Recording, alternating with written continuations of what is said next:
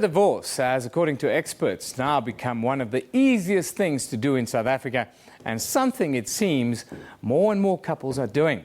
The Justice Department's 2012-13 annual report has put our country on the map as one of the countries with the highest levels of divorce, as new figures show that the divorce rate has skyrocketed by 28% from 39,500 to more than 50,500 cases. Divorce lawyers and marriage counsellors say, however, that sex and money is behind the spike. They say that adultery, unrealistic expectations and a lack of sexual intimacy play a huge part. Now, in studio with us this morning is clinical psychologist Sandra Brownrigg.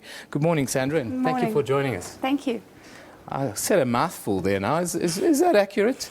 It definitely is accurate. I'm seeing a lot of that emerging in the practice where I work at the moment.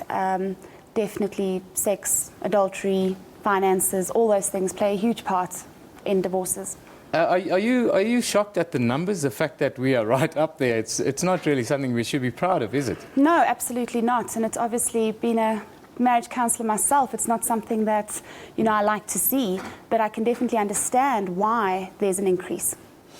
Well, the person who sort of does the next bit after your work is Riet Oosthuizen, who is in our Pretoria studio, and she's a divorce lawyer. Good morning, Riet, and thank you very much for joining us this morning. Just tell us, you on the other side of the scale, what do you see as the main reasons why so many South Africans are getting divorced and maybe not even giving it a try anymore?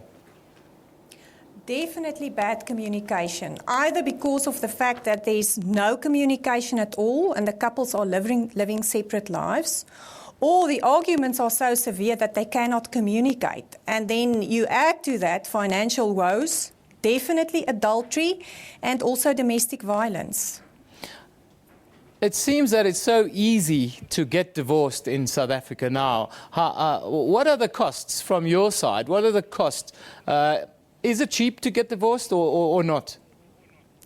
It really depends on the fact of if it's a contested divorce, because if it's a contested divorce, you are looking at anything from a year to 3 years to finalize your divorce. And obviously the cost involved would be high. Or if it's an uncontested divorce, then you are looking at anything from 2 months to 4 months to finalize your divorce. And then also keep in mind that there's a difference as to which court you approach. You may approach the High Court, which was traditionally the courts that were approached, or since 2010 you can also now approach the regional specific divorce courts. Sandra, I wanted to ask you, in Joburg, how you work with couples and often you are the sort of last resort in trying to save it. But when things don't work out, what is sort of the collateral damage that you see after divorces? There's a lot of wounding, a lot of pain, not just for the couple, but if there are children involved as well. And obviously that then does have an impact on relationships going further, trust. All those sorts of things get affected through divorce. But a lot of hurt, a lot of pain, and a lot of breakdown. And what about things like self-esteem and the impact it has on future relationships? It almost seems to me that we with all these unrealistic expectations, we start to get into real vicious cycles. We do, and as you've hit the nail on the head with these unrealistic expectations, communication is key. We need to discuss what those expectations are so that we can start fulfilling them. With self-esteem, there's often a lot of blame, a lot of guilt that comes in with the breakdown of a relationship, and then that obviously affects how a person sees themselves and then portrays themselves in relationships going forward. Riet, if I can bring you in here, traditionally in South Africa, or the numbers have shown that traditionally divorce was really much more prevalent amongst the white community. But it seems as if these numbers are changing. Is that accurate, and do you see that in your practice? Yes, definitely. Since 2007, there's more black divorces statistically per year than white divorces. What do you see as the reasons behind that, if I may ask? I do think that traditionally, amongst black people, divorce was not an option. But nowadays they are much more educated, and because of the regional courts that's so approachable in the rural areas and the small towns, they know about it. And they can approach the courts, and it is cheaper to go and do a divorce yourself. Sandra, is there a scenario that you see that maybe because of the way that modern society works, the dynamic within the household maybe changes a bit, and there's a scenario where maybe women are feeling a little bit more empowered and are fighting their own corner, so to speak, within the house. Does that change the way that marriages work now? Absolutely. Roles and stereotypes, they've all changed over the years. And unfortunately, not every partner in a relationship is wanting those changes of roles. And again, coming back down to expectations. And with regards to that then, if we're not discussing what our role changes are, we're going to be doing something that might be creating conflict within the relationship to fulfill our own needs. Obviously, that brings down then the disconnection in the relationship. Also the fast pace of society nowadays. Yeah. We talk about, adultery being one, and I'm sure that's mostly where the men come into the play with the adultery. But when you talk about unrealistic expectations, do you get a sense within your practice that women sort of have a checklist, and over time, if you don't, if the checklist, if it doesn't add up and you don't measure up, then you've got to go? Absolutely, and I think we all have checklists in a relationship. The problem that I found in my practice is, as the disconnection increases, so do the checklists, and they become more. So where I might have just wanted to cuddle one morning, I now want to cuddle every morning, when I walk in, when I walk out, because we're just in such need for something that we haven't had.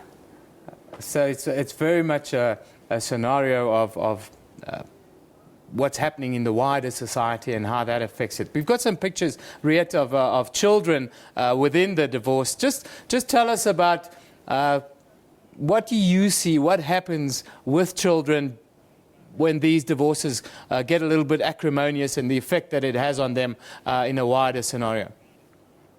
It definitely is very traumatic on children. And I see and experience it every day in my practice as well. On a regular basis, I refer my clients, if there's children involved, I specifically refer them to send the children and go and see psychologists. And if the children's still very small, then specifically play therapists, because it definitely has a traumatic effect on the children. Luckily, in the South African law, we've got the Children's Act that's there to cover the children's needs and their rights as well during the divorce process. Sandra, you often work with children. Just tell us about the sort of damage that you see that happens and how that plays out later in life with young people. Unfortunately, a lot of them get caught in the middle, and I see that with the kids that come to us for play therapy, and they don't understand. Kids don't have logic. They just function from the ego, and for them, this is all about them. They often blame themselves, they feel guilt, aggression is increased, because children display depression in a lot of aggressive ways. When this isn't understood, they then be labelled naughty at school. So there is a knock-on effect that can continue throughout life. Finally, Riet, just wanted to ask you, is divorce the only option, and what is your advice to couples that are going through a difficult patch from a legal perspective? From a legal perspective, if I have a client that gives me the first phone call or come for the first informational consultation, I would suggest go and do your therapy. If you really see that there's no way out, then you do have no other option as to go and do a divorce. But there's also different options. You don't have to start off with a divorce. You might also contemplate divorce mediation. So divorce is not your first and absolute option. There's always other options as well. Well, Riet, thank you very much for joining us. That is divorce lawyer Riet Oosthuizen joining us from Pretoria. I wanted to finish with you, Sandra, but just a soft word of advice to couples that are going through a difficult patch. Yes, they're in mediation, but what do you have to put in? You have to put in 150%. They call it working at a relationship because it's work, and work isn't always easy. make sure it's what you want. Find a therapist that you connect with, find one that you can work well with, and rather work yourself out of the relationship. Well, Sandra, thank you very much for joining us this morning. Clinical Psychologist Sandra Brownrigg talking about divorce. I can tell you that the Justice Department's figures for this year shows divorce in South Africa has spiked by nearly 30%, more than 50,500 cases in the last year alone.